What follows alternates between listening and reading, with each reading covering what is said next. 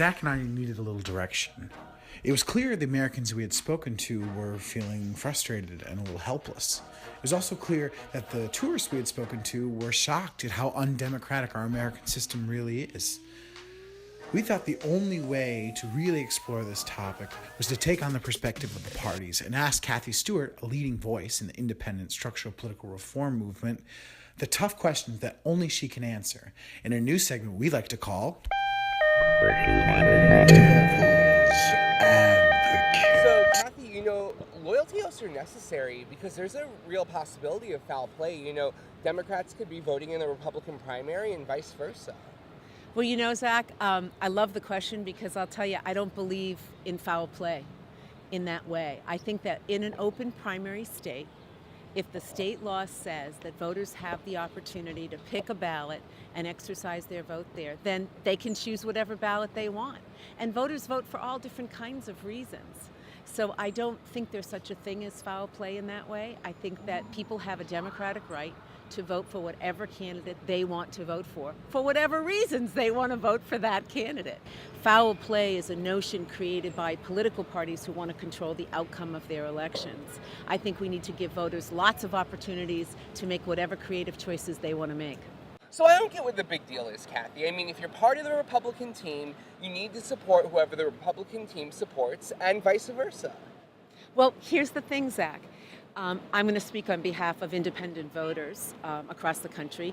43% of Americans now consider themselves independent, and we don't want to be part of either team. We vote for candidates, not for political parties. So asking us to pledge loyalty to whoever the nominee is going to ultimately be doesn't make sense, because we will evaluate in the primary who we want to vote for and then evaluate in the general election who we want to vote for. And it creates a much more accountable situation if you think about what elections are supposed to be. They're supposed to be about ideas and leadership, not loyalty to a political party. So I don't think that argument really holds up. Well, Cathy, political parties, they are private organizations, so Absolutely. They get to choose who participates in their primaries. You're absolutely right. And here's the thing, as a private organization, they do. They can determine what their process should be. But they shouldn't be able to use taxpayer money to fund a private activity. That's why I support public primaries, nonpartisan primaries. Let's get the taxpayer funding issue right on the table, and let's look at that. Because I think that is what the parties say. We're private, we get to determine how we select our nominee. They can do that, but they shouldn't be able to use our money to do it. If you look at Arizona for a moment right now, Arizona has a presidential primary on March 22nd. It's a closed primary. Independents can't participate. They're the largest community of voters in the state. 1.2 million Arizonans are independents. They're paying for that primary. How is that right? That's taxation without representation. There's no way around that. So the question of the episode is, should you have to pledge your loyalty to a party to be able to vote in the primary? So what do you think and why? Okay, I think the answer is absolutely no. You should not be required to pledge your loyalty to a party in order to be able to vote.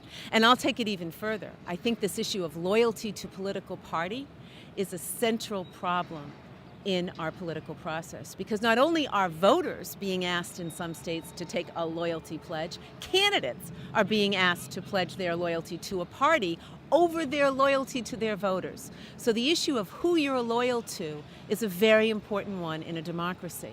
And I think that it has to be that the loyalty is between voters and leaders, voters and the candidates that we're selecting. The political parties should not mediate that relationship. So I absolutely do not support loyalty oaths. I think it's a very corrosive way to think about who voters are. They're voting for leadership, not for a political party. This has been Devil's Advocate. When we talk with people about creating a nonpartisan primary that includes all voters, the majority of them feel like it's a no-brainer. And why isn't it happening already? And why isn't it happening already? If the majority of Americans are feeling frustrated and disconnected and like the system is rigged, then how come no one in the media is talking about it? Why are we so focused on the 2016 election and candidates? We treat candidates like they're these saviors who are going to rescue us and turn this country around all on their own. It's a distraction from what's really happening. The parties want to control outcomes, and so by focusing us solely on candidates, we don't notice the rigging of the process. But the process is everything. And there are things happening all over the country right now. There's action being taken in Arizona, South Dakota, New Mexico, New York, all of these to open up the process to make it more inclusionary. There's a growing majority of Americans who are questioning more and more. So that's what we're going to do. And we encourage you to do so too.